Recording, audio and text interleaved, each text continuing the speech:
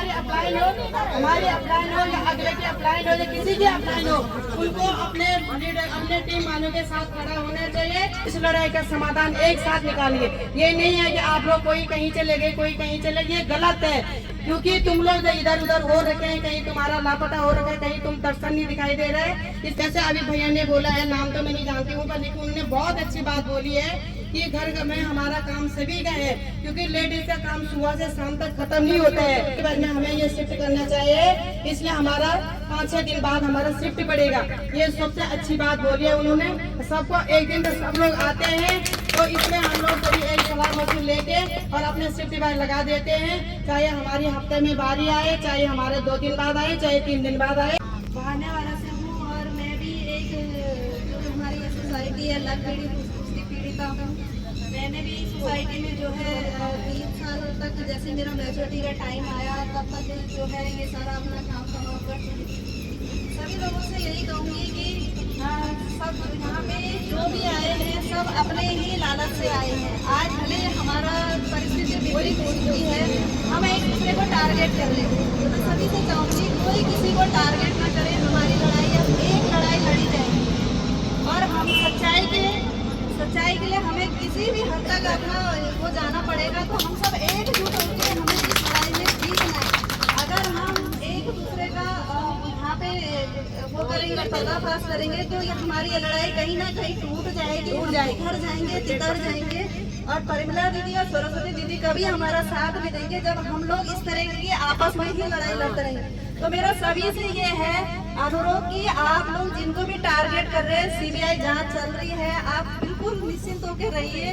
जांच सबकी होगी, जांच हमारी तक भी होगी। आप ये लोग मत भूलिए कि बड़े लीडरों की जांच होगी, जांच हमारी भी होगी, क्योंकि हमने भी लोगों का एक एक पैसा उठाया है। यहाँ पे सारे लोग जानते हैं कि जांच हमारी भी होगी। और हम भी चाहते हैं कि सच्चाई के लिए हमें भी गहराई तक जाना पड़ेगा, क्योंकि हर आदमी को अपने ऊपर विश्वास है। तो यहाँ पे हम किसी को भी रही ब्रांचों की बात, लोग यहाँ पे ब्रांच बोल रहे हैं। ब्रांचों का मैं इतना जरूर कहूँगी कि सारी ब्रांचों में मैनेजर जो है जैसा भी हुआ है सबके साथ एक ब्रांच मैनेजर भी हमारी तरह ही काम करता था। ठीक है, सबको पता है कि उनको कमीशन आता था, उनके काम के जिन्होंने पद पे बैठे हैं वो अपने काम के हिसाब से बैठे हैं। आम सीपी जो जैसा है, चाहे निवेशक हो चाहे अचीवर हो, कोई भी हो, सबका अपने काम के हिसाब से हुआ है।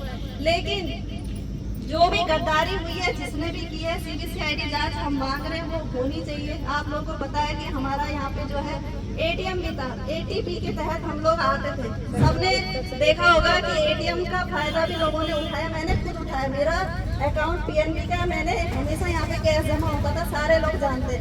लेकिन उस कैश के लिए भी हमने जो है इसी की एटीएम से पैसा निकालते थे। इतनी ईमानदारी थी सोसाइटी में, लोग बहुत तहत से इतनी भारी मात्रा में क्यों जुड़े, सबको पता था कि ये स्कीम बहुत अच्छी है, सब अपने लालच से जुड़े। ठीक है, दूसरा तो बहाने वाला में सबसे ज्यादा फ्रॉड हुआ है, सबसे ज्यादा फ्रॉड, अगर ब्रांचों से भी सबसे ज्यादा फ्रॉड। उस फ्रॉड को लड़ाई लड़ने में ये क्या नाम इनका, मंजू गुलसोला मैम, प्रतिमानंद, सपना और मैं, हम चारों 3 बार वहाँ गए थे छितरवाला में मैम के पास। घोटाला ये हुआ था, बहुत से लोगों को नहीं पता होगा, जिनका बड़ा बड़ा बिजनेस जाता था। जब ये अक्टूबर में ये कांड हुआ था, हम लोग बोलते नहीं है लेकिन लोग मजबूर करते हैं बोलने के लिए, तो उसकी हकीकत बताती हूँ। बहाने वाला ब्रांच में इतना फ्रॉड हो रहा था, इतना फ्रॉड हो रहा था कि ये बंदा, हम लोगों का थोड़ा अच्छा खासा बिजनेस आता था, ये हमसे पैसे ले ले और पेपर में हमारा लिख दे, लेकिन हमारी किताबें प्रिंट नहीं होती थी। तो हमारे पास क्या प्रूफ है? आज के डेट में कस्टमरों को 2 महीने तक इसने हमारी किताबें, मंजू मैम ने इतनी आवाज भी उठाई जब नहीं रोज बोलता था। आप लोगों के साथ किसी ब्रांच में ऐसा हुआ है? कल उन्होंने कितनी ईमानदारी से बोला कि मैडम प्लीज मुझे बोलने दीजिए, ऊकी भाई ब्रांच की उन्होंने दिया ना, जिस ब्रांच में अगर ईमानदारी से काम हुआ होगा वहाँ के लोग बोलेंगे ना कि हमारे पास प्रूफ। आज आप एजेंटों के पास प्रूफ है ना दिखाने के लिए, लेकिन जिनका नहीं होगा, हम कैसे, हमारी किताबें प्रिंट नहीं हुई तो हम मैम के पास ले। इससे गद्दारी का पता नहीं चलता कि वो सारा पैसा हमसे ले रहा था और सिर्फ कागज में लिख रहा था। हमें हमारे ग्रुप में हमारे पास प्रिंट, तो हमें तो हमारी तो आंखें खुल गई थी, हम तो बार बार मैडम के पास जा रहे थे लाने के लिए। ये बात हमने जिससे भी बोली तो उन्होंने बोला सबसे पहले जब कार्रवाई होगी तो हिमांशु के खिलाफ होगा। आज सबसे ज्यादा सोचनीय विषय ये है, जितना बड़ा दलाल और गद्दार ये था पानी वाला ब्रांच से शुभम मंगाई, इसका कहीं नाम नहीं लेता कोई। क्यों नहीं लेता है नाम? हमने 3 बार ढोई वाला थाने में इसकी कंप्लेंट करने गई, हाँ इन्होंने भी हमें बाहर भगा दिया। क्यों नहीं लेता है कोई नाम? मसला ये है कि हमें हमारा पैसा क्या जरूरत का पैसा नहीं था? नहीं आप लोग बताओ ना, हमें नहीं बोलना था क्या? हमने उर्मिला मिस से भी रिक्वेस्ट की थी मैम भाने वाला ब्रांच में आओ, यहाँ सबसे बड़ा फ्रॉड हो रहा है। कल के दिन सबसे ज्यादा गद्दारी है भाने वाला ब्रांच की।